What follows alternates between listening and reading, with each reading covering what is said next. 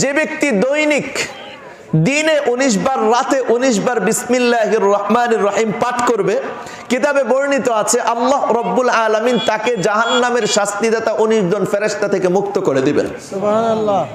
এজন্য এই আমলটা আমরা করতে পারবো তো ইনশাআল্লাহ? ইনশাআল্লাহ। কে কে রাজি আছেন এই আমলটা করার জন্য? আল্লাহ রব্বুল আলামিন আমাদেরকে তৌফিক দান করেন। চল, হযরতে আবু বকর সিদ্দিক রাদিয়াল্লাহু তাআলা আনহু ইরশাদ করেছেন, মান ক্বালা বিসমিল্লাহির রহমানির রহিম কাতাবাল্লাহু লাহু 10,000 হাসানাতান। যেই ব্যক্তি বিসমিল্লাহির রহমানির রহিম পাঠ করবে, আল্লাহ রব্বুল আলামিন তার আমলনামায় 10,000 নেকি লিখে দেবেন। কত নেকি? 10,000 নেকি লিখে দেবেন। ওয়া মাহা আনহু 10,000 সাইয়্যাতান। আর যে ব্যক্তি বিসমিল্লাহির রহমানির রহিম পাঠ করবে